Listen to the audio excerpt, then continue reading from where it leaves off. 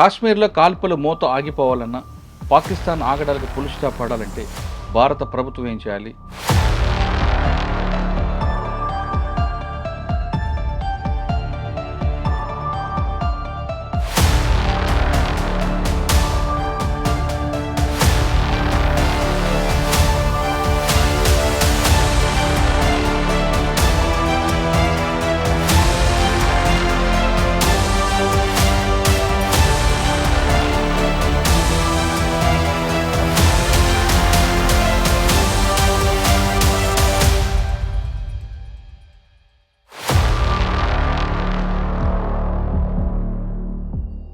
పర్టికులర్గా హిందువుల్ని ముస్లిం వేరు చేసి చంపడం అనేది ఇది ఫస్ట్ టైం. దీని మీద ప్రభుత్వం కూడా చాలా సీరియస్గా ఉంది. బీహార్లో కూడా ప్రైమ్ మినిస్టర్ గారు చాలా స్ట్రాంగ్ వార్నింగ్ కూడా ఇచ్చారు.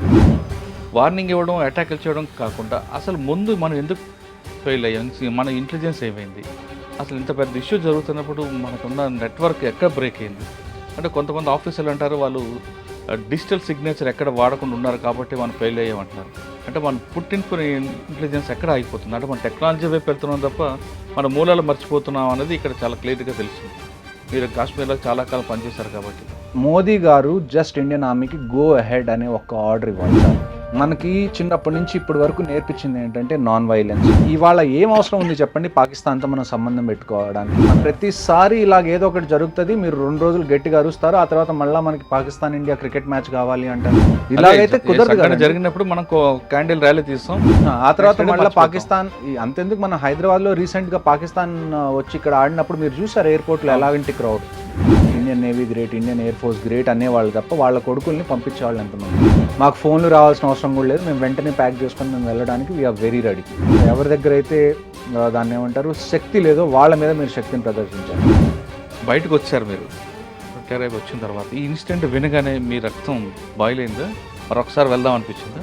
ఖచ్చితంగా నేను మీకు ఇందాటి నుంచి అదే చెప్తున్నాను. If war is the only solution now, మాకు ఫోన్ కాల్స్ లెటర్స్ రావాల్సిన అవసరం కూడా లేదండి. Welcome to I dream. కాశ్మీర్లో కాల్పుల మోత ఆగిపోవాలన్నా, పాకిస్తాన్ ఆగడాలకు ఫుల్ స్టాప్ పడాలంటే భారత ప్రభుత్వం ఏం చేయాలి, ముఖ్యంగా ప్రజలు ఏం చేయాలి అనే విషయంపై మనతో మాట్లాడడానికి మాజీ మేజర్ హర్షవర్ధన్ గారు ప్రస్తుతం ఉన్నారు. ఆయన అడిగి చాలా క్లారిటీ తీసుకుంది. సార్ నమస్తే అండి. జై హింద్ మురళి గారు.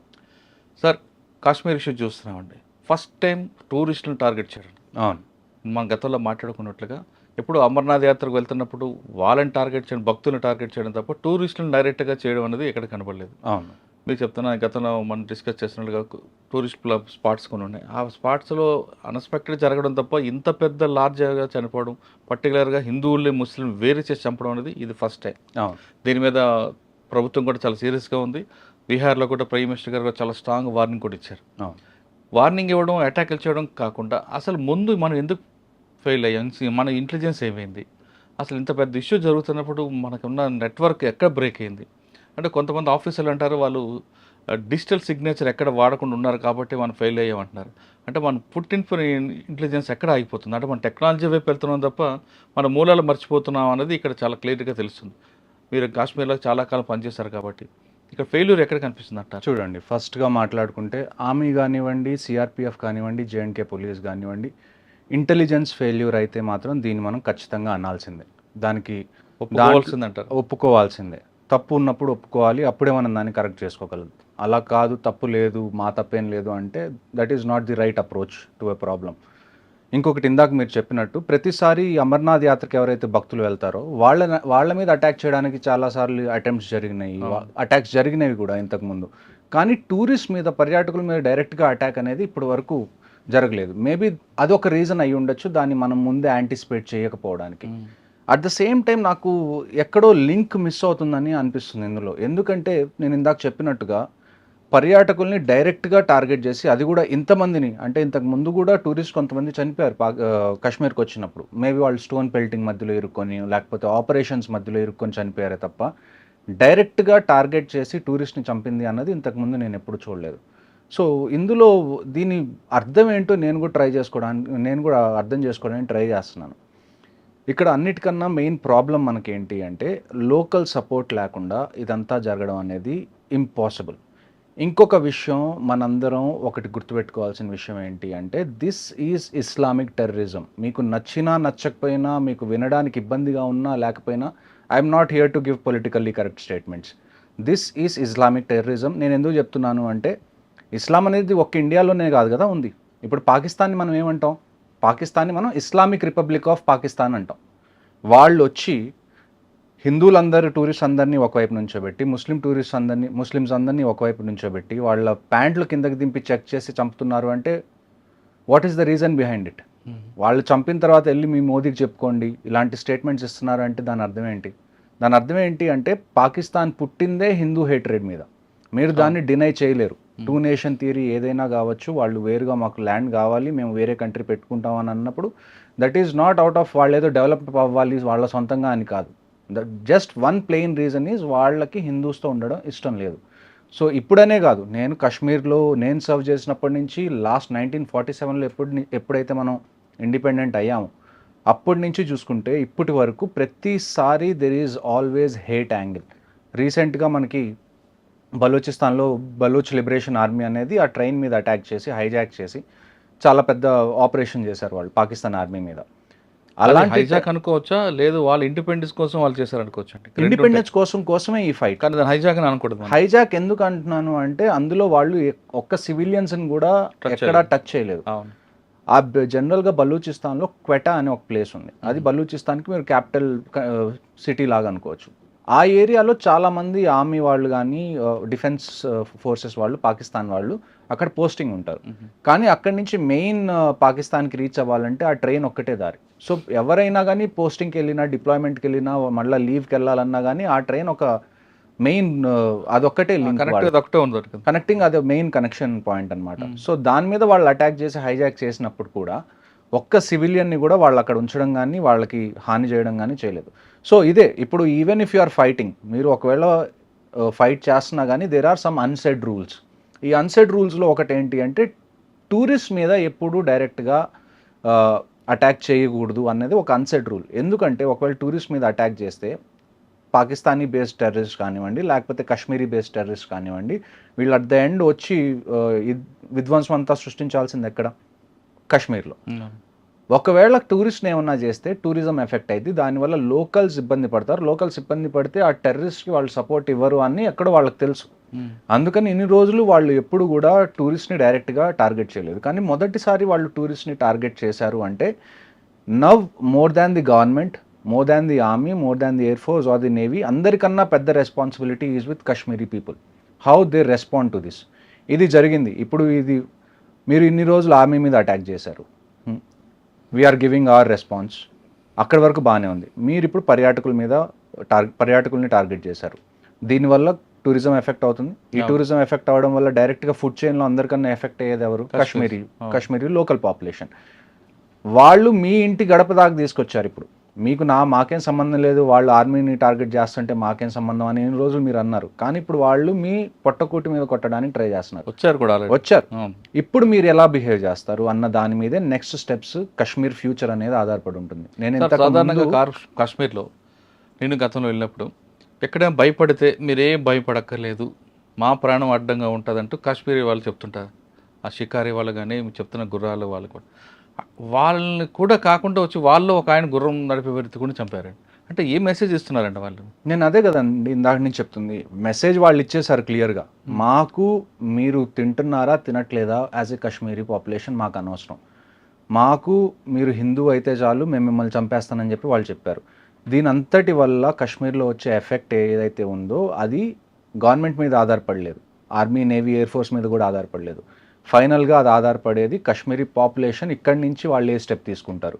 మీరు వీళ్ళని ఎంకరేజ్ చేస్తూ ఉంటే ఇలాంటివి జరుగుతూనే ఉంటాయి. మీరు మళ్ళీ ఆర్టికల్ 370 ముందు ఏ పొజిషన్లో ఉన్నారో ఆ పొజిషన్లోకి వెళ్ళిపోతారు. అంటే కాశ్మీర్ కాపాడాలంటే కాశ్మీరేజ్ ఉండాలి. ముందు కాశ్మీరీస్ దానిలో అందరికన్నా వాళ్ళకు ఒక క్లారిటీ రావాలి. నేను ఇంతకు ముందు చాలా పాడ్కాస్ట్లో కూడా చెప్పాను, మీకు పైన మొత్తం చాలా నీట్గా, చాలా క్లీన్గా టూరిజం బాగా పెరుగుతుందని మీకు అనిపిస్తుంది. కానీ లోపల ఏంటి మైండ్ సెట్ అనేది మనం కనీసం దాన్ని అబ్జర్వ్ చేసి కనీసం ఒక 15-20 సంవత్సరాలు పీస్ఫుల్గా ఉంటే తప్ప కాశ్మీర్ అనేది మారదు. కాశ్మీర్ మీద రీసెంట్గా బలూచిస్తాన్లో అటాక్ అయిన తర్వాత పాకిస్తాన్ చీఫ్ ఆసిమ్ మునీర్ ఎవరైతే ఉన్నారో ఆయన ఒక స్పీచ్ ఇచ్చారు రీసెంట్గా. కశ్మీరీస్ ఆర్ జగ్యులర్ వెయిన్ అది ఇది అని చెప్పి 1947 దగ్గర నుంచి 2025 వరకు ఆల్మోస్ట్ ఈ 75 ఏళ్ళు దాటినాయి. ఇప్పటి వరకు వాళ్ళు కంటిన్యూస్గా మే ఫస్ట్ ఒక 10 ఏళ్ళు పంజాబ్లో చేశారు, ఆ తర్వాత మనకి బెంగాల్లో చేస్తున్నారు, ఇప్పుడు బంగ్లాదేశ్ ఉన్నప్పుడు అవుతుంది, ఈస్ట్ పాకిస్తాన్ ఉన్నప్పుడు కూడా అయింది, ఆ తర్వాత కాశ్మీర్ మీద కంటిన్యూస్గా జరుగుతుంది. ఇప్పుడు మీరు చెప్పండి వాట్ షుడ్ వీ డూ? ఇప్పటి వరకు మీరు మమ్మల్ని అడిగేవాళ్ళు కదా, మీరు ఫస్ట్లో నేను ఆర్మీలో జాయిన్ అయినప్పుడు నాకు వచ్చే క్వశ్చన్స్ ఎలా ఉండేవో తెలుసా? మనం ఎందుకు కాశ్మీర్లో అంతమంది ఫోర్సెస్ని పెడుతున్నాం, కాశ్మీర్ని ఇచ్చేయచ్చు కదా, ఎందుకు ఈ గొడవ అంతా అని. ఇప్పుడు మీకు అర్థమై ఉండాలి, ఒకవేళ మనం కాశ్మీర్ ఇచ్చేసాం అనుకుందాం for the debate purpose, Kashmir అనేది మనం ఇచ్చేసాం, మనకేం గొడవలు వద్దు అని చెప్పి, డూ యూ రియలీ థింక్ వాళ్ళు కాశ్మీర్ దగ్గర అవుతారా? కాశ్మీర్ ఇప్పుడు ఎక్కడైతే పాకిస్తాన్ ఆక్యుపైడ్ కాశ్మీర్లో అన్ని టెర్రరిజం క్యాంప్స్ ఉన్నాయో ఆ క్యాంప్స్ అన్ని కాశ్మీర్లోకి షిఫ్ట్ అవుతాయి. కాశ్మీర్ తర్వాత పంజాబ్ తర్వాత హిమాచల్ తర్వాత ఉత్తరాఖండ్, ఇక్కడికి టెర్రరిజం రావడం స్టార్ట్ అవుతుంది. ఆ 3 ఆక్యుపై చేసుకుంటారు, ఆ తర్వాత ఢిల్లీకి వస్తారు, చిన్నగా మీ ఇంటి దాకా వస్తారు, అప్పుడు చండీగఢ్ మన అటువైపు వెళ్తారు, కరాచీ వైపు వెళ్ళిపోవచ్చు.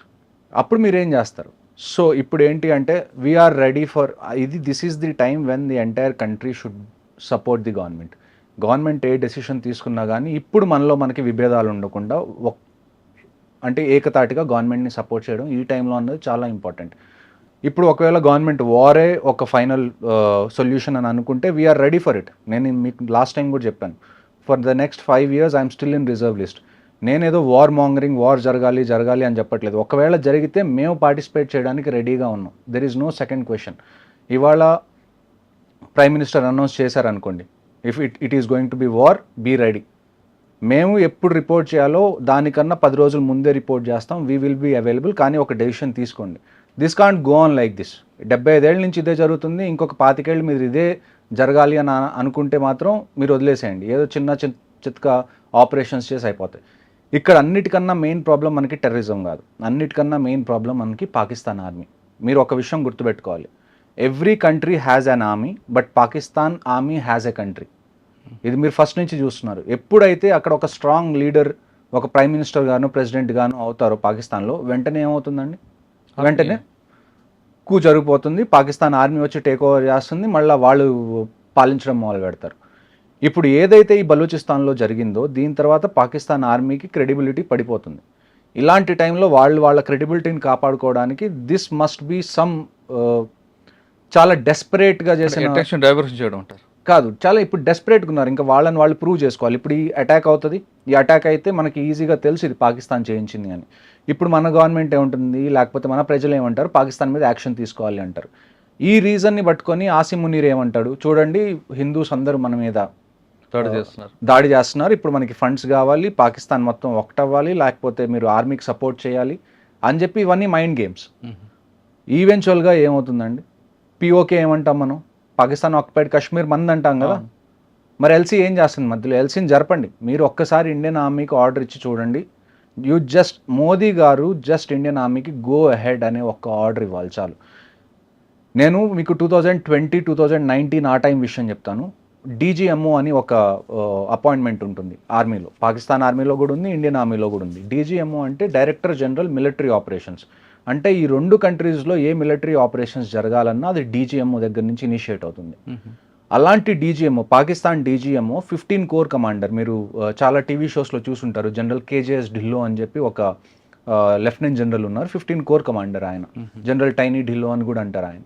ఆయనకి డీజీఎంఓ పాకిస్తాన్ డైరెక్ట్గా ఫోన్ చేసి, ఏంటండి మీరు ఎల్సీ దగ్గర చిన్న ఏదైనా జంతు గదిలినా కానీ మీరు అంత అటాక్ చేస్తున్నారు అని. అలాంటి ఆపరేషన్స్ ఇంతకుముందు జరిగినాయి. This is not the first time. The only option right now we have is LC మీద దీపావళి జరగాలి. ప్రతిసారి దీపావళి మనం వింటర్స్లో చేసుకుంటాం, ఈసారి దీపావళి సమ్మర్స్లో చేసుకోవాలి. వాడండి, మన దగ్గర ఉన్న ప్రతి వెపన్ ఏదైతే ఉందో వాడండి. మనం ఎస్కలేషన్ గురించి భయపడకూడదు. ఇప్పటి వరకు మన మైండ్ సెట్ ఎలాగుంది చూడండి. ఈ కంట్రీలో మనకున్న అతిపెద్ద దరిద్రం ఏంటి అంటే, మనకి చిన్నప్పటి నుంచి ఇప్పటి వరకు నేర్పించింది ఏంటంటే నాన్ వైలెన్స్, మెచ్యూర్గా ఉండండి. An eye for an eye makes the whole world blind అంటారు, which is a very stupid argument. An eye for an eye makes the competition equal. ఇప్పుడు నేనున్నాను, ఒక్కడితో గొడవ పడుతున్నాను, వాడి కన్ను తీసేశాను, ఇప్పుడు వాడు నా కన్ను తీయకపోతే నా దగ్గర 2 కళ్ళు ఉన్నాయి, వాడి దగ్గర ఒక్క కన్నే ఉంది. నేను మళ్ళీ వాడిని అటాక్ చేసినప్పుడు ఎవరి దగ్గర అడ్వాంటేజ్ ఉంటుంది? నా దగ్గర అడ్వాంటేజ్ ఉంటుంది. సో ఇవన్నీ చెప్పుకోవడానికి బాగుంటాయి. An eye for an eye makes the whole world blind. No, if you don't take the eye in response of this, ఇలాంటివి ఇంకా పెరుగుతూనే ఉంటాయి, ఇవి తగ్గవు. సో మనం మోడీ గారు కూడా ఇవాళ స్ట్రాంగ్ వార్నింగ్ ఇచ్చారండి. ఖచ్చితంగా 27 మంది ప్రాణాలు తీసుకున్న అందరినీ వదిలిపెట్టు, మట్టిలో కలుపుతామంటారు. అంతేకాకుండా మనకి వాళ్ళకున్న అగ్రిమెంట్స్ అన్నీ కూడా క్లోజ్ చేశారు. వాటర్ ఇష్యూ కానీ లేదా సరే మన బార్డర్ ఇష్యూస్ కూడా క్లోజ్ చేశారు. అటువంటి వాటి వల్ల వాళ్ళకి ఏమైనా ఇబ్బంది వస్తుంది అంటారా? చూడండి, నేను పంజాబ్లో కూడా పోస్టింగ్లో ఉన్నప్పుడు నేను సత్లజ్ రివర్ మీద చాలా చాలా పనిచేశాను. సో ఇండస్ వాటర్ ట్రీటీ ఏంటి అంటే, ఈస్టర్న్ రివర్స్ ఏవైతే ఉన్నాయో 3 రివర్స్, వాటిని మెయిన్గా పాకిస్తాన్ యూస్ కోసం, వెస్టర్న్ రివర్స్ ఏవైతే ఉన్నాయో 3 అవి ఇండియన్ యూస్ కోసం అనేది అది ట్రీటీ జరిగింది. వరల్డ్ బ్యాంక్ ఈ ట్రీటీని కుదిర్చింది యాక్చువల్గా. సో ఇప్పుడు మనకు అడ్వాంటేజ్ ఏంటి అంటే, ఈ ఇండస్ వాటర్ ట్రీటీ మనం బంద్ చేయడం వల్ల, ఈ ఇండస్ వాటర్ ట్రీటీ మనం బంద్ చేయడం వల్ల మనకున్న పెద్ద అడ్వాంటేజ్ ఏంటి అంటే, పాకిస్తాన్లో ఏదైతే అగ్రికల్చర్ జరుగుతుందో అగ్రికల్చర్ మొత్తం ఈ రివర్స్ మీద ఆధారపడే జరుగుతుంది. సింధు, ఇండస్, రావి, బియాస్, రావి, ఇంకొక రివర్ ఏదో 3 రివర్స్, హిమాచల్ ప్రదేశ్, బియాస్, హిమాచల్ నుంచి ఏవైతే ఉన్నాయో ఇవన్నీ కొన్ని టిబెత్లో ఆరిజిన్ అవుతాయి, కొన్ని హిమాచల్లో ఆరిజినేట్ అవుతాయి. జనరల్లీ హిమాలయాస్లో ఆరిజినేట్ అయ్యే రివర్స్ అన్నీ అరేబియన్ సీలో కలవడానికి మన ఇండియా నుంచి పాకిస్తాన్ మీదుగా వెళ్ళి అరేబియన్ సీలో కలుస్తాయి. సో కొన్ని ఇండియాలో నుంచి వెళ్ళి అరేబియన్ సీలో కలుస్తాయి. వాటి కంట్రోల్ కంప్లీట్గా మన దగ్గర ఉంది. కొన్ని రివర్స్ ఏంటంటే ఇండియా నుంచి వెళ్ళి పాకిస్తాన్లోకి ఎంటర్ అయ్యి ఆ తర్వాత అరేబియన్ సీలో కలుస్తాయి. ఈ ఏ రివర్స్ అయితే ఇండియాలో ఎంటర్ అయ్యి తర్వాత పాకిస్తాన్లోకి ఎంటర్ అవుతాయో దాని కంట్రోల్ మన దగ్గర మనం పెట్టుకోవచ్చు. ఇండస్ వాటర్ ట్రీటీ వల్ల మనం పెట్టుకోవట్లేదు, కానీ ఒకవేళ మనం ఇండస్ వాటర్ ట్రీటీని ఇప్పుడు నల్ అండ్ వాయిడ్ చేసిన తర్వాత అక్కడ అగ్రికల్చర్ ఏదైతే ఉందో దాన్ని మొత్తాన్ని దానికి డిసైడింగ్ ఫ్యాక్టర్ ఇది అవుతుంది. ఇప్పుడు మీరు అక్కడ అగ్రికల్చర్ జరగాలి అని మీరు అనుకుంటే, ఇండియా అనుకుంటే పాకిస్తాన్లో అగ్రికల్చర్ జరగాలి అని అప్పుడే అవుతుంది. ఒకవేళ ఇండియా అక్కడ కరువు రావాలి అని అనుకుంటే ఇక్కడ ఉన్న వాటర్ని మనం బ్లాక్ చేస్తాం, దానివల్ల వాళ్ళు అగ్రికల్చర్ సరిగ్గా చేసుకోలేరు. And at the same time ఎప్పుడైతే ఏదైనా వార్ లాంటి సిచ్యువేషన్ వచ్చిందనుకోండి, కొన్నిసార్లు మీరు ఏరియా మొత్తాన్ని ఫ్లడ్డింగ్ చేయాల్సి వస్తుంది. వాళ్ళ ఎక్విప్మెంట్ ఏవి ముందుకు రాకుండా, వాళ్ళ సోల్జర్స్ ముందుకు రాకుండా ఏరియా మొత్తాన్ని వాటర్లో ఫ్లడ్డింగ్ చేయాలన్నా కానీ అప్పుడు ఈ రివర్స్ మనకి యూజ్ అవుతాయి. సో ఓవరాల్గా ఇక మీద నుంచి పాకిస్తాన్లో నీళ్లకు సంబంధించి ఏ ఇబ్బంది వచ్చినా కానీ అది ఇండియా వల్లే.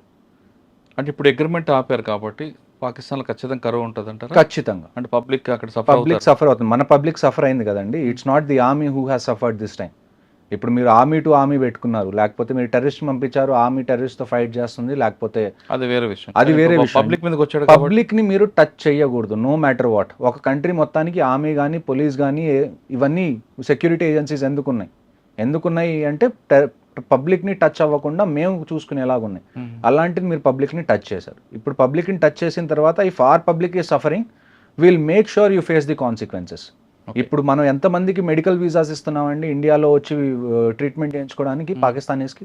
We have been kind enough, but మరీ మనం ఇంత కైండ్గా ఉంటే don't take this as helplessness. అచ్చా, అంటే ఇప్పుడు జలసంధి అనేది బ్రేక్ అయింది కాబట్టి సఫర్ అవుతారు ఖచ్చితంగా సఫర్. సెకండ్ ఇష్యూ ఏంటంటే అట్టారీ వాగా బార్డర్ కూడా క్లోజ్ అన్నారు. దానివల్ల వాళ్ళకి జరిగే నష్టం ఏంటి? వాళ్ళు ఇంకా నేను అదే కదండి మీకు చెప్తుంది, అన్ని వీసాస్ రిజెక్ట్ అయిపోయినాయి, ఎవరు ఇటు నుంచి అటువైపు రావడానికి లేదు. ఏదైతే మనం ఏదైనా పండుగలు ఉన్నప్పుడు మన బీఎస్ఎఫ్ వాళ్ళు అటువైపు పాకిస్తాన్ రేంజర్స్ ఎవరైతే ఈ అట్టారీ వాగా బార్డర్లో స్వీట్స్ డిస్ట్రిబ్యూట్ చేసుకోవడాలు, రోజు ఈవినింగ్ ఆ పెరేడ్లు అవి ఇవి చేయడాలు ఇవి ఆగిపోతాయి. అవన్నీ ఎప్పుడు చేస్తాం మనం? కండిషన్స్ మామూలుగా ఉన్నప్పుడు చేస్తాం. ఇప్పుడు కండిషన్స్ ఏం మామూలుగా లేవు కదా. We are taking a very strong stand as a country. నేను అదే ఇందాక నుంచి చెప్తుంది మీకు. ఇప్పుడు గవర్నమెంట్ని డెసిషన్ తీసుకొనివ్వండి. ఇప్పుడు మీరు మనలో మనం కొట్టుకొని మనలో మనం విడిపోయి మనం ఒక అనానిమస్ సపోర్ట్ ఇవ్వకపోతే ఉన్న గవర్నమెంట్ కూడా ఏమీ చేయలేదు. సో గవర్నమెంట్ ఎంత రోల్ ఉందో ప్రజలుగా కూడా మనకి అంతే రోల్ ఉంది to support the government in what ever stand it takes. Okay, ఇంకా ఇండియాలో ఉన్న పాకిస్తాన్ అందరూ కూడా ఇమీడియట్గా వెళ్ళిపోవాలని చెప్పారు. వాళ్ళ హై కమిషన్ ఏదైతే ఇక్కడ ఉందో, వాళ్ళ డిఫెన్స్ అటాచీస్ ఎవరైతే ఇక్కడ ఉన్నారో వాళ్ళందరూ వెళ్ళిపోవాలి. స్ట్రెంత్ తగ్గిపోయింది. అక్కడ ఉన్న మన వాళ్ళని కూడా మనం వెనక్కి పిలుస్తున్నాం. ఇది చిన్న ఎస్కలేషన్ కన్నా కానీ నన్ను అడిగితే మాత్రం పాకిస్తాన్లో ఉన్న మన హై కమిషన్ని ముగిచ్చేసేయండి, ఇక్కడున్న వాళ్ళ హై కమిషన్ని ముగిచ్చేసేయండి. మనకి ఇవాళ ఏం అవసరం ఉంది చెప్పండి పాకిస్తాన్తో మనం సంబంధం పెట్టుకోవడానికి? మనం ఏమన్నా వాళ్ళ దగ్గర నుంచి ట్రేడ్ చేస్తున్నాం, అక్కడి నుంచి మనకి ఏమన్నా ఇంపార్టెంట్ విషయాలు ఏమన్నా కావాలా? అంటే ఇంపార్టెంట్ ఇంపోర్ట్స్ ఏమన్నా కావాలా? ఏమీ లేదు. మనకు లేకపోతే ఇన్ఫ్యాక్ట్ పాకిస్తాన్ అనేది సర్వైవ్ అవ్వడం కష్టం. వాళ్ళు లేకపోయినా ఉన్నా కానీ you know how India is. మనం ఎంత ప్రాస్పర్ అవుతున్నాం, మనం ఎంత పని చేస్తున్నాం, మనల్ని మనం ఎంత ఇంప్రూవ్ చేసుకోవడానికి ట్రై చేస్తున్నాం, మనందరికీ తెలిసిన విషయం. ఓకే సార్, ఇప్పుడు పాకిస్తాన్ ఇమీడియట్గా వేకెట్ చేయమని చెప్పారు మోడీ 1 వీక్లో. కానీ ఇక్కడ కొంతమంది మీరు చెప్తున్నట్టుగా హెల్త్ ఇష్యూ లేదు, ఇంకో రకంగా వచ్చి ఉన్నారు. విశాఖపట్నం ఆ ప్రాంతాలు పిల్లలు కూడా చదువుకున్నారు యూనివర్సిటీలో. వాళ్ళందరూ వెళ్ళిపోతే వాళ్ళకు కూడా ఇబ్బంది కదా, అంటే వాళ్ళు చేసే పనికి. నేను ఇదే మీకు చెప్తుంది ఇందాకటి నుంచి, ఇబ్బంది కదా. వై ఆర్ యూ అంటే మీరేమన్నా అది తీసుకున్నారా రెస్పాన్సిబిలిటీ? పాకిస్తాన్లో ఎవరైనా ఇబ్బంది పడితే అది నా ఇబ్బంది అని చెప్పి మన రెస్పాన్సిబిలిటీ ఎందుకు తీసుకున్నాం? ఒకవైపు వాళ్ళ గవర్నమెంట్ అంతా ఇది చేస్తుంది, మరి మనం ఎందుకు వాళ్ళు ఏమైపోతారో అనుభూతి చూపించగలదంట. ఎందుకు అంత మెచ్యూరిటీ ఎందుకు? 75 ఏళ్ళ నుంచి మీకు ప్రతిసారి ఇలాగ ఏదో ఒకటి జరుగుతుంది, మీరు 2 రోజులు గట్టిగా అరుస్తారు, ఆ తర్వాత మళ్ళీ మనకి పాకిస్తాన్ ఇండియా క్రికెట్ మ్యాచ్ కావాలి అంటారు. ఇలాగైతే కుదరదు కదా. జరిగినప్పుడు మనం క్యాండిల్ ర్యాలీ తీస్తాం, ఆ తర్వాత మళ్ళీ పాకిస్తాన్. అంతెందుకు, మన హైదరాబాద్లో రీసెంట్గా పాకిస్తాన్ వచ్చి ఇక్కడ ఆడినప్పుడు మీరు చూసారు ఎయిర్పోర్ట్లో ఎలాగంటి క్రౌడ్. నేను ఎప్పుడు నుంచో చెప్తాను, నన్ను అంటారు చాలామంది, మీరు ఆర్టిస్ట్ని ఎందుకు ఇంక్లూడ్ చేస్తారు, క్రికెటర్స్ని ఎందుకు ఇంక్లూడ్ చేస్తారు అంటే ఇదేంటి, ఇది మా ఆర్మీదో లేకపోతే నేవీదో ఎయిర్ ఫోర్స్దో సొంత గొడవ ఇది? మా ఇంట్లో వాళ్ళని ఏమన్నా టార్గెట్ చేసినందుకు మేము అక్కడికి వెళ్ళామా? లేదు కదా.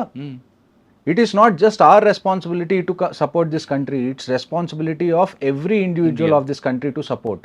ఓకే, అప్పుడే కదా. ఇప్పుడు మీరు ఒక వైపు నుంచి అక్కడి నుంచి ఆర్టిస్ట్ని పిలుస్తున్నారు, వాళ్ళతో మూవీస్ చేస్తున్నారు, వాళ్ళకి డబ్బులు ఇస్తున్నారు, లేకపోతే అక్కడి నుంచి మీరు క్రికెటర్స్ని పిలుస్తున్నారు, వాళ్ళని ఎంకరేజ్ చేస్తున్నారు. ఒకప్పుడు ఎప్పుడైతే యుఎస్కి రష్యాకి గొడవ ఉన్నప్పుడు, కోల్డ్ వార్ ఎప్పుడైతే జరుగుతున్నప్పుడు, ఒక్కొక్క కంట్రీ రెండో కంట్రీలో, అంటే యుఎస్లో ఎప్పుడైతే ఒలింపిక్స్ జరిగినాయో రష్యా దాన్ని బాయ్కాట్ చేసింది, రష్యాలో ఎక్కడైతే ఒలింపిక్స్ జరిగినాయో యుఎస్ దాన్ని బాయ్కాట్ చేసింది. జస్ట్ యుఎస్ అండ్ రష్యా కాదు, వీళ్ళ సపోర్టింగ్ కంట్రీస్ ఏవైతే ఉన్నాయో అవి కూడా బాయ్కాట్ చేసింది అటెండ్ అవ్వడానికి. అంత పెద్ద ఒలింపిక్స్నే జనాలు బాయ్కాట్ చేస్తున్నారు వాళ్ళ కంట్రీ మీదకి ఏమన్నా వస్తే. మీరు ఆఫ్టర్ ఆల్ ఛాంపియన్స్ ట్రోఫీ కోసం ఏడుస్తున్నారు. అంటే మీరు చెప్తుంది అక్కడ కంట్రీలో ఉన్న వాళ్ళ ప్రతి సిటిజన్ కమిట్మెంట్ ఉంది, మన దగ్గర కమిట్మెంట్ మన దగ్గర కూడా ఉందండి. మీరు ఇప్పుడు వాళ్ళ సొసైటీలో చూసుకుంటే 90% of the people support what ever the government is going to do. Correct. కానీ ఆ 90% వాళ్ళు వచ్చి బయటికి మాట్లాడలేని పరిస్థితి. ఎవరైతే 10% ఇలాగ మాట్లాడతారో, మనం సానుభూతి చూపించాలి, మనం కొద్ది సాఫ్ట్గా ఉండాలి, వీళ్ళ దగ్గరే బయటికి మాట్లాడే సాధనాలు ఉన్నాయి. ఇంకొకటి ఏంటి అంటే, చాలామంది, నేను ఇందాక కూడా మీకు చెప్పాను, we have to certify this as Islamic terrorism. చాలామంది ఈ మాట అనడానికి కూడా భయపడే పరిస్థితుల్లో ఉన్నారు ఇవాళ. ఈ మాట డైరెక్ట్గా చెప్పలేరు, ఎందుకంటే వాళ్ళ ఫ్రెండ్స్ని వాళ్ళు ఏమైనా ఇబ్బంది పెడతారేమో, వాళ్ళ ముస్లిం ఫ్రెండ్స్ని, లేకపోతే వాళ్ళ దగ్గర పనిచేసేవాళ్ళు, లేకపోతే వాళ్ళు ఎవరైనా ముస్లిమ్స్ దగ్గర పనిచేస్తుంటే ఇలాంటి స్టేట్మెంట్స్ ఇస్తే వాళ్ళు ఇబ్బంది పడతారేమో అని చెప్పి ప్రతిసారి మీరు వేరే వాళ్ళ మనసుల గురించి ఆలోచించుకునే పరిస్థితి ఏంటి? మీకు ఒక మనసు లేదా? What is your heart saying? You know what the things are on ground. కానీ మన దగ్గర వచ్చిన ఒక మైనస్ ఏంటంటే, మీరు చెప్తుండే ప్రతి ఒక్కరు పాకిస్తాన్ మీద యుద్ధం అనగా నేను వెళ్తా, తుపాకీ ఇవ్వండి వెళ్తానంటాడు. కానీ పాకిస్తాన్ ఇండియా మ్యాచ్ అనగానే మాత్రం డబ్బులు ఎక్కువ పెట్టి బ్లాక్లు పెట్టి సినిమా మ్యాచ్ చూస్తాడు. నేను అదే కదా, ఎందుకు అది తప్పు కదా. నేను అదే కదా మీకు చెప్తుంది, మనం సినిమా క్రికెట్ని దాటి ఆలోచించకపోతే these two are just your entertainment. What is cinema మీరు చెప్పండి నాకు? ఏముందండి entertainment? Cinema is a business of art, అంతే కదా. ఆయనకి డబ్బులు పంచడం తప్ప మన డబ్బులు తగలపెట్టుకో. మీకేం ఫ్రీగా ఎవరు సినిమా చూపించట్లేదు కదా, మీరు పే చేస్తారు, మీరు ఒక ప్రొడక్ట్ ఎలా కొనుక్కుంటారో సేమ్ అది. దానివల్ల రేపటికి రేపు సినిమాలు ఆగిపోతే ఎంటర్టైన్మెంట్ ఆగిపోతే అని నేను చెప్పట్లేదు, జస్ట్ సినిమా నష్టం ఏం లేదు, సొసైటీలో ఏం పెద్ద నష్టం ఏముండదు. రేపటికి రేపు క్రికెట్ మనం ఆడకపోతే, పాకిస్తాన్తో ఆడట్లేదు, మేబీ సౌత్ ఆఫ్రికాతో ఆడతాం, ఆస్ట్రేలియా. సో మనకు ఆప్షన్ మన వాళ్ళు బ్లాక్ అని కొనుక్కొని చూస్తాడు. నేను మీకు చెప్తుంది, ఏ 10% ఎవరైతే ఉన్నారో, మనం సాఫ్ట్ గా ఉండాలి, మనకి డైలాగ్ ఉండాలి, మనం 75 డైలాగ్. 10% ఏం చేస్తారు, అదే ఇండియా మీద వార్ అనగానే తుపాకి తీసుకెళ్తా అంటాడు. చెప్పడానికి చాలా ఈజీ అండి. నేను చెప్తున్నాను కదా, 100కి 90 మంది Indian army great, Indian Navy great, Indian Air Force great అనేవాళ్ళు తప్ప వాళ్ళ కొడుకుల్ని పంపించేవాళ్ళు ఎంతమంది ఉంటారు? నేను చిన్నప్పుడు నేను కార్గిల్ వార్ చూసినప్పుడు నేను ఇన్స్పైర్ అయ్యాను. For kids of this generation this should be your wake up call. అక్కడ జస్ట్ ఆర్మీ మీద జరగలేదు, కర్ణాటక నుంచి వెళ్ళిన వాళ్ళు, హైదరాబాద్ నుంచి వెళ్ళిన వాళ్ళు, ఆంధ్ర నుంచి వెళ్ళిన వాళ్ళు, ప్రతి స్టేట్ వాళ్ళు అక్కడ సఫర్ అయ్యారు. సో ఇది మీకు వేకప్ కాల్. పెద్ద అయిన తర్వాత నేను ఇక్కడి నుంచి పారిపోయి యూఎస్ వెళ్ళిపోతాను, నేను ఇలాంటి వాటిలో పడను అని అనుకుంటారా, మీ డెసిషన్. అలా కాదు, ఇలాంటివి మళ్ళీ నెక్స్ట్ జనరేషన్లో జరగకూడదని అనుకుంటారా, join Indian army, navy, air force, police, what ever it is. ఈ దేశంలో మనం శాంతి శాంతి శాంతి అని చెప్పి మనం ఫైట్ చేయాలన్న స్పిరిట్ని చంపేస్తున్నాం చిన్నగా. కరెక్ట్ అండి. మనం ఇప్పుడు మన దగ్గర 100 ఎకరాలు ఉన్నాయండి, 10 ఎకరాలు ఒకడు కబ్జా చేసుకున్నాడు, మీరేం చేస్తారు? అక్కడ ఒక 100 ఎకరాలు మీ దగ్గర ఉన్నాయి, అందులో 10 ఎకరాలు ఒకడు వచ్చి కబ్జా చేసుకున్నాడు, మీరు ఏం చేస్తారు? వాడి మీద యుద్ధంకి వెళ్తాం, ఏదో ఫైట్ చేస్తాం కదా, కోర్టుకి వెళ్తాం ఏదో. మరి ఇక్కడికి వచ్చేటానికి ఇది ఇక్కడ కూడా అదే కదా జరుగుతుంది. ఇండియా మొత్తం 100 ఎకరాలు అనుకుంటే అందులో 10 ఎకరాలు కాశ్మీర్ అనుకుంటే వాళ్ళది తీసుకుందాం అనుకుంటున్నారు. ఇక్కడ మనకు ప్రాబ్లం ఎక్కడ వస్తుంది? మీకు ఇందా ఫస్ట్ నుంచి అదే చెప్తున్నా, మనం సినిమాలు వచ్చినప్పుడు ఆగస్ట్ 15 వచ్చినప్పుడు మాత్రమే మనం స్పందిస్తాం. ఇలాంటివి ఏమన్నా జరిగినప్పుడు జరిగితేనే మాత్రమే ఇంకొక క్యాండిల్ ర్యాలీ తీస్తాం. తర్వాత ఎవడి పని ఆడితే క్రికెట్ మ్యాచ్, భారత క్రికెట్ మ్యాచ్ అనగానే దానికి కోట్లు ఖర్చు పెడతారు మన వాళ్ళు, బ్లాక్ అని కొనుక్కొని చూస్తారు. అదే పాకిస్తాన్ హీరోయిన్ వచ్చిందని పరిగెడతారు. కానీ అసలు సో విషయం ఇవన్నీ వచ్చేసి ఆగాలండి, ఇవన్నీ ఖచ్చితంగా ఆపాలి. మీరు ఎన్ని రోజు ప్రతి దానికి కాన్సిక్వెన్సెస్ అనేది ఒకటి ఉండాలి. మీరు తప్పు చేశారా, దానికి ఒక కాన్సిక్వెన్సెస్ ఉండాలి. మీరు ఒక దొంగతనం చేస్తే ఏమవుతుంది? అవును, పట్టుకొని జైల్లో వేస్తారా? అది కాన్సిక్వెన్స్. అవును. మళ్ళా చేయకుండా ఆ భయం ఉండాలి. మీరు ఆ భయం పెట్టకపోతే అలాగా. ఈ భయం మనం ఇన్ని రోజులు చేస్తున్న తప్పేంటి అంటే, మనం టెర్రరిస్ట్గా భయం పెడుతున్నాం. పాకిస్తాన్ మనం Rawalpindi, general headquarters of Pakistan army రావల్పిండిలో చేయాల్సిన ఆపరేషన్స్ మనం శ్రీనగర్లో ఎందుకు చేస్తున్నాం? You give a go ahead. నేను డైరెక్ట్గా చెప్తున్నాను ప్రైమ్ మినిస్టర్ గారికి, ఒకవేళ మీరు ఇప్పుడు వార్ జరగాలి అని మీరు అనుకున్నారా, ఎకానమీ విల్ రివైవ్ అండి. ఇండియాలో నాకు తెలిసి Indians are very hard working, we can revive our economy war జరిగిన తర్వాత కూడా. కానీ if the decision of the prime minister is that we have to go to war, I promise you, ఎంతమంది అయితే వెటరన్స్ ఆర్మీ నుంచి retire అయ్యి ఇప్పుడు మామూలుగా సివిల్ లైఫ్లో ఉన్నారో, ఐ టెల్ యూ, మాకు ఫోన్ చేయాల్సిన అవసరం కూడా లేదు. మీరు న్యూస్లో చెప్పండి, లేకపోతే టీవీ స్క్రీన్లోకి వచ్చి 8ంటికి ఎప్పుడు చెప్తారు కదా, చెప్పండి వార్ జరగబోతుంది, everybody should go to the front lines. మాకు ఫోన్లు రావాల్సిన అవసరం కూడా లేదు, మేము వెంటనే ప్యాక్ చేసుకొని మేము వెళ్ళడానికి వీఆర్ వెరీ రెడీ. ఓకే, కానీ ఒక డెసిషన్ తీసుకోండి, stick to it, and this time the solution has to be permanent. ఇలా పిఓకే మనది అంటున్నాం, బలూచిస్తాన్లో పాకిస్తాన్కి ఇష్యూ జరుగుతుంది, డ్యూరెంట్ లైన్ ఎక్కడైతే ఆఫ్ఘనిస్తాన్తో బార్డర్ ఉందో అక్కడ కూడా ఇష్యూ జరుగుతుంది. చైనా ఏమో ఇప్పుడు మొన్నటి వరకు మనకి ఇంకొక అజంప్షన్ ఏంటి, మనం పాకిస్తాన్ ఏమన్నా చేస్తే చైనా మనకి కంప్లీట్గా అగేన్స్ట్ అయ్యే ఛాన్స్ ఉంది. ఇప్పుడు చైనా పరిస్థితి ఏంటి జియో పొలిటికల్ సిచ్యువేషన్లో? యూఎస్కి చైనాకి మధ్యలో ట్రేడ్ వార్ జరుగుతుంది, టారిఫ్స్ అన్ని పెంచేసారు. ఇప్పుడు చైనాలో స్టాక్ మార్కెట్ ఏదైతే ఉందో అది ఆల్మోస్ట్ కొలాప్స్ అయ్యే స్టేజ్లో ఉంది. ఓకే, ఇప్పుడు షీ జిన్పిన్ ఎవరైతే చైనాకి దేవుడు అనుకుంటాం మనం, ఆయన వియత్నాం, మలేషియా లాంటి కంట్రీస్కి వెళ్ళి ఆయన అడుక్కోవాల్సి వస్తుంది, మీరు యూఎస్కి కాకుండా మాకు సపోర్ట్ చేయండి అని. So this is the best time if you have to go for a military operation. ఎందుకంటే పాకిస్తాన్కి సపోర్ట్ చేయడానికి చైనా ఇప్పుడు బిజీగా ఉంది, and at the same time ఒకవైపు నుంచి ఇండియా ఉంటే రెండో వైపు ఆఫ్ఘనిస్తాన్ వైపు నుంచి ఆఫ్ఘనిస్తాన్ ఆర్మీ కూడా రెడీగా ఉంది, తాలిబాన్ ఆర్మీ కూడా రెడీగా ఉంది, ఇంటర్నల్గా బలూచిస్తాన్ ఆర్మీ కూడా రెడీగా ఉంది, and at the same time Tehreek-e Taliban Pakistan అని చెప్పి ఒక ఆర్గనైజేషన్ ఉంది which is against the Pakistan army. ఇన్ని ఎలిమెంట్స్ మీ దగ్గర రెడీగా ఉన్నాయి, మీరు యూటిలైజ్ చేసుకోవాలి, ఎక్స్ప్లాయిట్ చేసుకోవాలి అంటే I don't think there is any better time than this. Talibans కూడా స్టేట్మెంట్ ఇచ్చారట కాశ్మీర్ విషయంలో కూడా. ఇప్పుడు వరకు చైనా, యుఎస్ అందరూ స్టేట్మెంట్స్ ఇచ్చారు. ఇప్పుడు వరకు స్టేట్మెంట్ రాంది కెనడా దగ్గర నుంచే. దాన్ని కూడా మనం చూసుకోవాలి.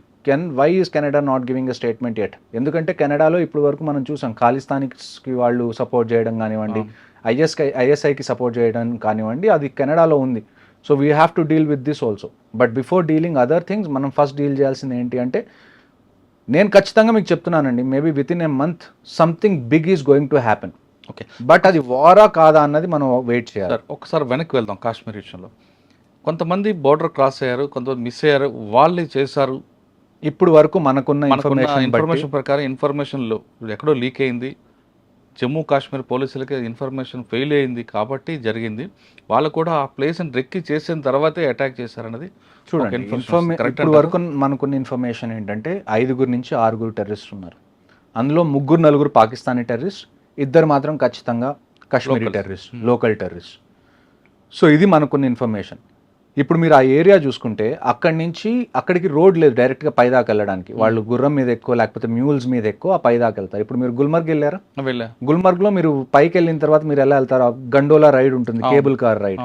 మీరు చూసుకుంటే కింద ఏరియాస్లో సెకండ్ ఫేజ్కి వెళ్ళాక పాకిస్తాన్ కనిపిస్తుంది. కింద ఏరియాస్ మొత్తంలో మీకు ఆర్మీ కానీ ఎవరో ఒకళ్ళు ఉంటారు, కానీ పైన మీకు ఎవరు ఉంటారు. ఎందుకంటే నేను ఇందాక చెప్పినట్టు there is an unsaid rule. ఎక్కడైతే టూరిస్ట్ వీళ్ళందరూ ఉన్నారో, టూరిస్ట్ స్పాట్స్ ఏవైతే ఉన్నాయో అక్కడ వాళ్ళని కొద్దిగా ఫ్రీగా వదిలేద్దాం, వాళ్ళు ఎంజాయ్ చేసుకునేలాగా. అక్కడ మిలిటరీ ప్రెజెన్స్ ఉంటే అంత కరెక్ట్గా ఉండదు అన్న ఉద్దేశంతో మనం ఎక్కడైతే పై స్టేజెస్ ఉంటాయో అక్కడ మనం దాన్ని ఏమంటారు పెద్దగా కదిలించాం. That is what they have taken advantage of. వాళ్ళు వెనకాల నుంచి వచ్చారు జంగల్స్ నుంచి, వాళ్ళు ఆల్రెడీ నాకు తెలిసి అయితే they have been staying in those jungles for at least 1 or 2 months. అక్కడ వాళ్ళ హైడౌట్ ఏదో ఉంది. ఆ హైడౌట్లో వాళ్ళు ఖచ్చితంగా మొత్తం సెట్ చేసుకొని ముందు నుంచే ఉన్నారు. వాళ్ళు ఆర్డర్స్ కోసం వెయిట్ చేశారు. వెయిట్ చేసి ఇది 22nd వాళ్ళు ఎగ్జిక్యూట్ చేశారు. And I can కన్ఫర్మ్లీ say there is Pakistan army behind this, especially Asim Munir, the chief of army staff of Pakistan. ఎందుకంటే ఆసిమ్ మునీర్ అనే ఆయన he is not a general soldier. ఆయన ఇంతకుముందు ఎక్కువగా ఐఎస్ఐలో పనిచేశారు. He is a spy soldier. So ఇలాంటి యథవేషాలన్నీ ఆయన వేయడానికి చాలా ఛాన్సెస్ ఉన్నాయి. అండ్ ఇంటర్నల్ సోర్సెస్ కూడా ఎక్కడో చోట పాకిస్తాన్ నుంచి నాకు వచ్చిన ఓపెన్ సోర్స్ ఇంటెలిజెన్స్ నెట్వర్క్ నుంచి నాకు తెలిసిన విషయాలు ఏంటి అంటే yes, Asim Munir is involved in this. అంటే ఈ టైంని ఎందుకు ఎంచుకున్నాడు అనుకోవచ్చు మనం? ఈ టైం అంటే ఇప్పుడు నేను అదే కదండి మీకు ఇందాక చెప్పాను. ఇందాక బలూచిస్తాన్లో వాళ్ళు దెబ్బతిన్నారు. డ్యూరెంట్ లైన్లో ఎక్కడైతే ఆఫ్ఘనిస్తాన్తో వాళ్ళకి బార్డర్ ఉందో అక్కడ వాళ్ళకి ఇబ్బంది నడుస్తుంది. And at the same time ఇంటర్నల్గా తెహరీకే తాలిబాన్ పాకిస్తాన్ కూడా వాళ్ళని ఇబ్బంది పెడుతుంది. ఇమ్రాన్ ఖాన్ని వాళ్ళు జైల్లో వేశారు. ఇమ్రాన్ ఖాన్ సపోర్టర్స్ ఎవరైతే ఉన్నారో వాళ్ళని ఇబ్బంది పెడుతున్నారు. పేరుకి షహబాజ్ షరీఫ్ పిఎం కానీ మొత్తం నడిపించేది మొత్తం chief of army staff, ISI chief, వీళ్ళే నడిపిస్తారు పాకిస్తాన్ మొత్తంలో. సో వీళ్ళు ఎన్ని తట్టుకుంటున్నారు ఈ టైంలో ఇంటర్నల్గా. ఇలాంటి టైంలో వాళ్ళందరూ వాళ్ళ కంట్రీని యునైట్ చేయాలి అంటే హిందూస్కి అగెన్స్ట్గా మనం వెళ్ళాలి, హిందూస్ని మనం చంపాలి. సార్ ఇప్పుడు మీరు అన్నట్టు హిందూకి వ్యతిరేకంగా చంపారు. అవును. పాయింట్లు ఇప్పి చూపించి మరి లేదా ఖురాన్ చదవని వాళ్ళకి వెంటపడి మరి చంపారు. అవును. కానీ ఒక గుర్రం నడుపుకొచ్చిన ముస్లింని కూడా చంపారు. నాకు తెలిసిన ఇన్ఫర్మేషన్ ప్రస్తుతానికి ఏంటి అంటే చూడండి, at the end Kashmiri survive అయ్యేది దేని మీద, టూరిజం మీద. నేను ఇందాక చెప్పినట్టు. సో చాలామంది టూరిజంలో ఎవరైతే ఉన్నారో కాశ్మీర్లో, they are really nice to people who visit there. ఎందుకంటే అది వాళ్ళ లైవ్లీహుడ్ కాబట్టి.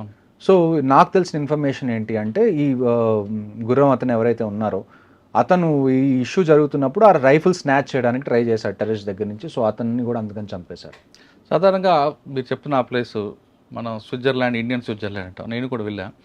అక్కడ నూడిల్స్, మంచి గావా, ఇంకొక అవన్నీ కూడా బంద్ ఉన్నాయండి. మంచి క్వశ్చన్ అడిగారు. ఇంకొకటి నాకు తెలిసిన ఇన్ఫర్మేషన్ ఏంటంటే రాత్రికి రాత్రి చాలామంది అక్కడ చాయ్ వాళ్ళు కానివ్వండి, లేకపోతే అక్కడ చిన్న చిన్న ఏవో ఒక బిజినెస్ చేసుకున్న వాళ్ళు ఎవరైతే ఉన్నారో వాళ్ళు రాత్రికి రాత్రి గాయమైపోయారు. వాళ్ళు పనికి రాలేదు next day. So somewhere locals also కొంతమందికి తెలుసు నెక్స్ట్ డే ఇలాగేదో పెద్దది జరగబోతుందని. ఎందుకంటే ఇలాంటివి నేను కాశ్మీర్లో డే టు డే బేసిస్ నేను చూసేవాడిని. ఎప్పుడైతే ఎక్కడన్నా ఏదైనా ఇన్సిడెంట్ జరుగుతుంది అంటే మాకుండే ఫస్ట్ ఇండికేషన్ రోజు రెగ్యులర్గా కనిపించే విషయాలు కనిపించకపోవడం. That is the first indication. అంటే ఇప్పుడు మీకు ఒక ఏరియాలో 10 కొట్లు ఉన్నాయండి, రోజు ఓపెన్ అవుతాయి, రోజు అక్కడ బిజినెస్ నడుస్తుంది. ఒక్కసారిగా మీరు ఒకరోజు మార్నింగ్ వెళ్ళగానే 10 కొట్లు 10కి 10 బంద్ ఉన్నాయి అంటే ఏదో జరగబోతుంది అని చెప్పి. సో నెక్స్ట్ టైం కూడా ఇలాంటివి ఏమన్నా ఉంటే నేను ఇందాక మీరు చెప్పినట్టు ఇక్కడ చేంజ్ అనేది రావాలి అంటే army, navy, air force, these people are doing it for the last 75 years. Change ఎప్పుడు వస్తుంది అంటే కాశ్మీరీ లోకల్ ఎప్పుడైతే వాళ్ళు వీళ్ళకి సపోర్ట్ చేయడం ఆపేస్తారో అప్పుడే వస్తుంది. కానీ ఇప్పుడు మీకున్న ఇన్ఫర్మేషన్ ప్రకారం మరొకసారి దాడి జరిగే అవకాశం ఉందంటున్నారు, వాస్తవం? చూడండి, కొంతమంది ఇంకా ఆల్మోస్ట్ 1500 మంది OGWs అంటాం మేము, ఆన్ గ్రౌండ్ వర్కర్స్. అంటే మీరు సివిల్ భాషలో స్లీపర్ సెల్స్ అని అనుకోవచ్చు. 1500 మందిని డిటైన్ చేశారు. 1500 మందిని డిటైన్ చేయడం అంటే చిన్న విషయం కాదు. 1500 మందికి ఎన్ని జైల్స్ కావాలో మీరు ఆలోచించండి. వీళ్ళందరినీ ఉతికి ప్రతి ఇన్ఫర్మేషన్ బయటికి లావుతారు. ఎవరు దీని వెనకాల హ్యాండ్లర్స్ ఉన్నారు, అసలు దీని మొత్తాన్ని ఎగ్జిక్యూట్ చేసింది ఎవరు. Rashtriya rifles is going to do it's work అండి, అందులో మీకు డౌటే లేదు. ఎవరైతే ఈ టెర్రరిస్ట్ ఉన్నారో, ఎవరైతే దీనికి పాల్పడ్డారో వీళ్ళైతే ఖచ్చితంగా చచ్చిపోతారు. There is no doubt in it. కానీ వీళ్ళని చంపేస్తే ప్రాబ్లం అయిపోదు కదా. We also need solution for a long duration. Long term solution కావాలి. లాంగ్ టర్మ్ సొల్యూషన్ కావాలి అంటే Pakistan army needs to be targeted. దానికి మీరు వార్ చేయాలి అని అనుకుంటే వీఆర్ రెడీ టు పార్టిసిపేట్. మీరు ఒక్కసారి గో హెడ్ ఇవ్వడమే మీ చేతిలో ఉంది. అచ్చా సార్, ఈసారి వాళ్ళు అటాక్ చేస్తున్నప్పుడు డిజిటల్ ఎక్కడ కూడా డిజిటల్ సిగ్నేచర్ లేదు కాబట్టి మన ఇండియన్ ఆర్మీ ఫెయిల్ అయింది. కంప్లీట్గా మనం డిజిటల్ మీద, ఎలక్ట్రానిక్ దీని మీద ఎక్కువ ఉన్నాం, సెల్ ఫోన్స్ వాటి మీద మనం ఎక్కువ ఫోకస్ చేస్తాం. కానీ ఫుడ్ ఇంటెలిజెన్స్కి మనం ప్రయారిటీ ఇవ్వలేదు కాబట్టి ఈసారి వచ్చిందని ఒక వార్త ఉంది, వాస్తవం అంటారు అది? చూడండి, మీకు నేను లాస్ట్ టైం మాట్లాడినప్పుడు కూడా నేను చెప్పాను, ఇంట్ అనేది 2 రకాల. ఫోన్స్ కానీ ఏది కూడా యూజ్ చేయలేదు కదండి. ఎలాగో అలాగా ఇప్పుడు ఒక ఆపరేషన్ చేయాలి అని అనుకుంటే ఎక్కడో చోట కమ్యూనికేషన్ అనేది వాళ్ళు ఎస్టాబ్లిష్ చేసుకోవాలి, తప్పదు అది. ఎప్పుడు అంటే బీట్ ఫిజికల్గా కానివ్వండి, లేకపోతే టెక్నికల్గా కానివ్వండి, మనకి 2 రకాల ఇంటెలిజెన్స్ ఉంటాయి. ఒకటి ఫిజికల్ ఇంటెలిజెన్స్, ఒకటి టెక్ ఇంటెలిజెన్స్. ఫిజికల్ ఇంటెలిజెన్స్ కన్నా టెక్ ఇంటెలిజెన్స్ మీద మనం ఎందుకు డిపెండ్ అవుతాము అంటే technical intelligence is most of the time is very accurate. ఎందుకంటే రైట్ పుట్ కరెక్ట్ ఉంటుంది, పాయింట్ పిన్ పిన్ పాయింట్ మనకు దొరుకుతుంది. లేకపోతే దాన్ని ఏమంటారు, ఇప్పుడు ఫిజికల్ సోర్సెస్ ఉన్నారు అయినా అవునా కాదా ఇటువంటి కొంచెం ప్రొలాంగ్ కొద్దిగా అందులో దాన్ని ఏమంటారు, మనకు కూడా డౌట్స్ ఉంటాయి. వీళ్ళు నిజంగా టెర్రరిస్ట్ గురించి చెప్తున్నారా లేకపోతే మనల్ని టార్గెట్ చేయడానికి చూస్తున్నారా అనేది. అలాగే చాలా మంది ప్రాణాలు కోల్పోయిన ఆపరేషన్స్ లో ఉన్నాయి, చాలా ఉన్నాయి. ఆ తర్వాతే మనం టెక్నికల్ ఇంటెలిజెన్స్ మీద ఎక్కువ డిపెండ్ అయ్యాం. ఎందుకంటే టెక్నికల్ ఇంటెలిజెన్స్ వల్ల ఏమవుతుంది అంటే కొన్ని సిమ్ కార్డ్స్ వాడేవాళ్ళు మనకి కనీసం ఒక 10 మీటర్స్ రేడియస్లో ఎక్కడ ఉన్నారన్నది తెలుస్తుంది. 10 మీటర్ రేడియస్లో మనకు తెలియడం అంటే చాలా చాలా అక్యురేట్ అన్నట్టు. కొన్ని నెట్వర్క్స్లో ఎలాగుంటుందంటే అట్లీస్ట్ 200-300 మీటర్స్, కొద్దిగా డిఫికల్ట్ అయినా కానీ 200-300 మీటర్స్ మనం కవర్ చేయడం పెద్ద ఇష్యూ కాదు. కొన్ని నెట్వర్క్స్ ఎలాగుంటాయంటే ఇంట్లో ఏ రూమ్లో కూర్చున్నా కూడా మనకి 5 మీటర్స్ అక్యురసీ ఉన్న నెట్వర్క్స్ కూడా ఉన్నాయి. ఓకే. సో అందుకని మనం ఎక్కువగా టెక్నికల్ ఇంటెలిజెన్స్ మీద డిపెండ్ అవ్వడం మొదలు పెడుతున్నాం. ఇంకొక విషయం ఏంటి అంటే టెక్నికల్ ఇంటెలిజెన్స్ ఎందుకు ఇంపార్టెంట్ అంటే కాశ్మీర్లో నేను మీకు చెప్పినట్టుగా సివిలియన్ ఏరియాస్ చాలా ఉన్నాయి. మీరు అర్బన్ వార్ఫేర్ అనేది చేయాలి. ఈ టెక్నికల్ ఇంటెలిజెన్స్ వల్ల ఏమవుతుంది అంటే కొలెటరల్ డ్యామేజ్ అనేది కంప్లీట్గా తగ్గిపోతుంది. సో అందుకని మనం టెక్నికల్ ఇంటెలిజెన్స్కి ఎక్కువగా మనం ప్రయారిటీ ఇస్తాం. కానీ మీరు చెప్తున్నాక ఫుడ్ ఇంటెలిజెన్స్ కిందకి ఇవ్వట్లేదు. మరి ఫుడ్ ఇంటెలిజెన్స్ ఇవ్వట్లేదని కాదండి, ఫుడ్ ఇంటెలిజెన్స్ కూడా మన దగ్గర ఉంటుంది, కానీ అదంతా అక్యురేట్ కాదు అంటున్నాను నేను. అదే అవునట కాదట అది డౌట్ఫుల్ గా ఉంటుంది కొద్దిగా. అదే కూడా ఆర్మీని కూడా మిస్యూజ్ చేయడానికి కూడా. ఇంకొక న్యూస్ ఏమొచ్చింది మనకి దీని మీద అప్డేట్ ఏం తెలిసింది, వచ్చిన వాళ్ళు ఆర్మీ యూనిఫామ్ వేసుకొని వచ్చారు, వాళ్ళు జనాల్ని కన్ఫ్యూజ్ చేశారు. అన్నిటికన్నా నాకు బాధేసిన విషయం ఏంటి అంటే ఇదంతా జరిగిన తర్వాత కొంతమంది అడవులోకి పారిపోయారు చాలామంది టూరిస్ట్. ఇండియన్ ఆర్మీ అక్కడికి వచ్చి వాళ్ళందరినీ రెస్క్యూ చేస్తే వాళ్ళందరూ భయపడుతున్నారు. అంటే అసలు ఇండియన్ ఆర్మీని చూసి కూడా వాళ్ళకి ఏమనిపిస్తుంది అంటే మళ్ళీ టెర్రరిస్ట్ వచ్చారు మమ్మల్ని చంపడానికి అని. ఇండియన్ ఆర్మీ వాళ్ళని కూర్చోబెట్టి లేదు మేము ఆర్మీ వాళ్ళని చెప్పి నచ్చ చెప్పాల్సి వచ్చింది. అది పరిస్థితి, అక్కడ గ్రౌండ్ రియాలిటీ అది. ఇక్కడ హైదరాబాద్ లాగానో లేకపోతే గుంటూరు లాగానో విజయవాడ లాగా లాంటి రియాలిటీ కాదు ఇక్కడ. ఇక్కడ మనకి ప్లేన్స్ ఉన్నాయి, ప్రతి చోటకి మీరు ప్రతి చోటకి రోడ్డు ఉంది, మీరు వెహికల్ తీసుకొని ఆల్మోస్ట్ అక్కడ దాకా వెళ్ళొచ్చు. కానీ కాశ్మీర్ అలా కాదు, టెరైన్ పరంగా కూడా మనకి చాలా ఛాలెంజింగ్, ఆ తర్వాత క్లైమేట్ పరంగా కూడా మనకి చాలా ఛాలెంజింగ్గా ఉంటుంది. కానీ ఏ ఛాలెంజెస్ ఉన్నా కానీ నేను మీకు చెప్తుంది అదే, ఇఫ్ ఆ సొల్యూషన్ ఏదన్నా గవర్నమెంట్ తీసుకుంటే we are ready to encourage it, we are ready to participate in it. Okay sir, ఇప్పుడు కొంతమంది ఎస్కేప్ అయ్యారు అంటే కొంతమంది దాటి ఉండొచ్చు, లేదా ఇంకా లోపల కొంతమంది ఉండొచ్చు. మరొకసారి అటాక్ చేసే అవకాశం ఉందంటే కేవలం పెహల్గాం కాకుండా మిగతా ఆ తర్వాత కూడా ఇప్పుడు 2 ఆపరేషన్స్ జరిగినాయండి. ఆ తర్వాత కూడా నేను అదే చెప్తుంది, కాశ్మీర్లో ప్రతిరోజు ఏదో ఒక సెక్టర్లో ఆపరేషన్ అనేది జరుగుతుంది. బారాముల్లాలో నిన్న 2 మనం చంపేశాం, టెర్రరిస్ట్ని ఎంటర్ అవుతున్నప్పుడు బారాముల్లా సెక్టర్లో. ఇవాళ ఉదయం నుంచి మళ్ళీ ఇంకొకటి ఆపరేషన్ స్టార్ట్ అయింది ఉదంపూర్ దగ్గర బసంత్ నగర్లో. అందులో పారా ఎస్ఎఫ్ సోల్జర్ కూడా మళ్ళీ ఒక ఆయన ఇవాళ చనిపోయారు. నిన్న జరిగిన 22న జరిగిన అటాక్లో హైదరాబాద్కి చెందిన ఐబీ ఆఫీసర్ చనిపోయారు. ఆ తర్వాత ఒక Indian navy officer lieutenant Vinay అని, ఆయనకి గట్టిగా ఒక వారం రోజులైంది మ్యారేజ్ అయ్యి హనీమూన్ మీద వైఫ్తో కలిసి అక్కడికి వెళ్ళారు, ఆయన చనిపోయారు. So every drop of blood there will be a revenge.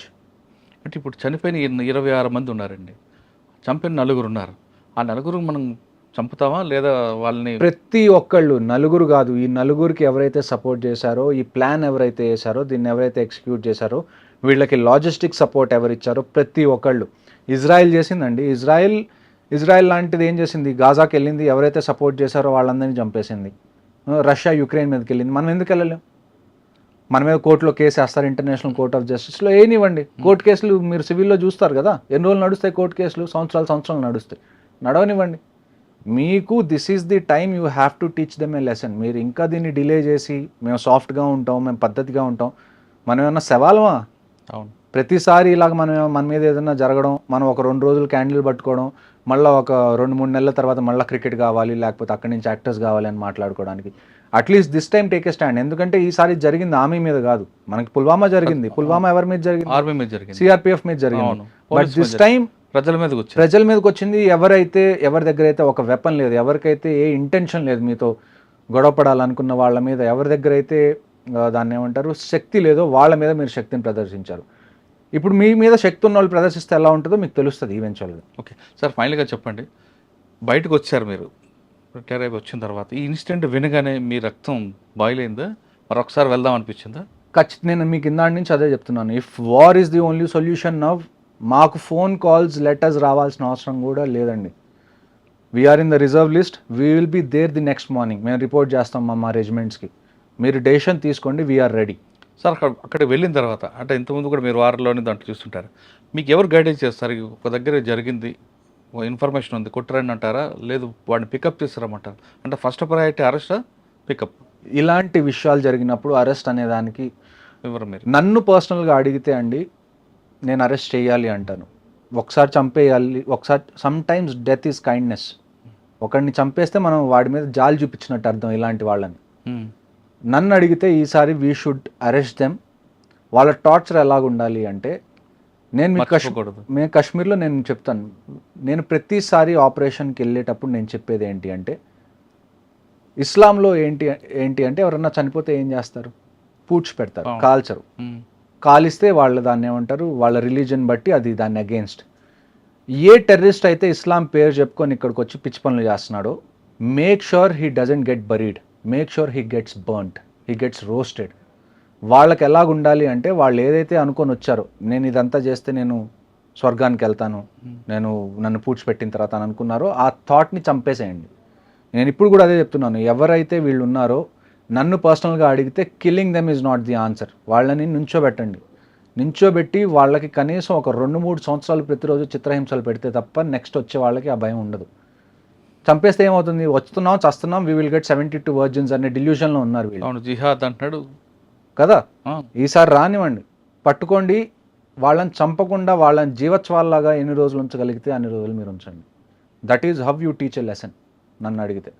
కానీ దొరికే అవకాశం తక్కువ అంటారు. ఖచ్చితంగా దొరికే అవకాశం తక్కువ కాదండి. ఇప్పుడు ఏంటి అంటే, వాడి దగ్గర వెపన్ లేదనుకోండి, ఈజీగా వెళ్ళి ఎంత కష్టమైనా కానీ మనం పట్టుకోవచ్చు. కానీ మనం అక్కడికి వెళ్ళినప్పుడు ఏమవుతుందంటే గన్ ఫైట్ స్టార్ట్ అయిపోతుంది, ఫైర్ ఫైట్ స్టార్ట్ అయిపోతుంది.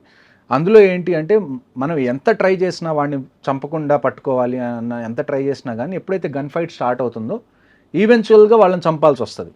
కానీ ఇప్పుడు జరిగిన ఇన్సిడెంట్లో 4 వచ్చారు, కానీ మరో 3 వాడికి ఎస్కేప్ చేయడానికి కూడా ఉండొచ్చు అనేది ఒక ఇన్ఫర్మేషన్ ఉంది. ఇంకొక ఇన్ఫర్మేషన్ నాకు వచ్చింది ఏంటంటే, ఈ మొత్తం ఆపరేషన్ అయిపోయిన తర్వాత, వాళ్ళు చేసింది ఏదైతే ఉందో అది అయిపోయిన తర్వాత, ఒక 2-3 లోకల్స్ వాళ్ళని తప్పించుకోవడానికి హెల్ప్ చేశారన్నది నాకు వచ్చిన ఇన్ఫర్మేషన్.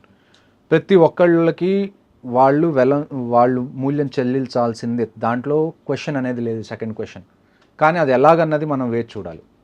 ఏదైనా పిఎం గారి డెసిషన్ మీద ఉంది. పిఎంగా చూడండి, లోకల్గా ఏది జరగాలన్నా కానీ ఆర్మీ డెసిషన్ తీసుకుంటే చాలు. బట్ ఇది చిన్న విషయం కాదు. ఆర్మీ మీద ఏదైనా అటాక్ అయింది, లేకపోతే ఏదైనా టెర్రరిస్ట్ ఆపరేషన్ కాదు ఇది. It is a direct declaration of war. ఎందుకంటే వాళ్ళు సివిలియన్స్ని టచ్ చేయకుండా ఉండాల్సింది. సివిలియన్స్ని టచ్ చేశారు అంటే directly or indirectly somewhere they want war, we will give it to them. Okay, Kashmir మీద యుద్ధం ప్రకటించారు పాకిస్తాన్ అంటున్నారు మేజర్ హర్షవర్ధన్ గారు. అక్కడ చనిపోయింది టూరిస్టులు కాదు, భారతదేశం యుద్ధం ప్రకటించారు. కాబట్టి ప్రతి ఒక్క ప్రాణానికి మనం ప్రతీకారం తీర్చుకోవాల్సిన సమయం ఆసన్నమైంది అంటున్నారు మేజర్ గారు. ఇప్పటికైనా ప్రధానమంత్రి గారు ఖచ్చితంగా సరైన సమయంలో మంచి డెసిషన్ తీసుకుంటే, నేను బయటికి రావడానికి నాతో కాదు, నేనే కాదు, ఖచ్చితంగా రిటైర్ అయిన వాళ్ళందరూ కూడా ముందుకు వస్తాం. ఫోన్ కాల్ కూడా అవసరం లేదు, జస్ట్ న్యూస్లో చెప్తే చాలు, వస్తాం, మన సడాకని చూపిద్దాం అంటూ ఆయన వార్నింగ్ ఇస్తున్నారు. ఇప్పటికైనా చాలామంది కేవలం టూరిస్టులు చనిపోయినప్పుడు మాత్రమే మనం క్యాండిల్ ర్యాలీలు తర్వాత కార్యక్రమాలు చేసి ఏదో మమ అనిపించకుండా, ఎప్పుడు కూడా మనం ఎప్పటికైనా సరే మన దేశ పాకిస్తాన్ కాబట్టి దాంతో ప్రతీకారం చేరేయడానికి మీరందరూ ముందుకు రండి. అంతేగాని భారత్ పాక్ మ్యాచ్ అవ్వగానే చప్పట్లు కొట్టడం, పాకిస్తాన్ హీరోయిన్లు వస్తే వెల్కమ్ చెప్పడం అనేది కరెక్ట్ కాదంటూ ఆయన చెప్తున్నారు. అది కాశ్మీర్లో జరిగిన ఇష్యూపై మేజర్ హర్షవర్ధన్ గారితో ఎక్స్క్లూజివ్ ఇంటర్వ్యూ. వచ్చే వారం మరో ఇష్యూలో మళ్ళీ కలుద్దాం. అంతవరకు నమస్తే సార్. Thank you. చనిపోయిన ప్రతి ఒక్క కుటుంబానికి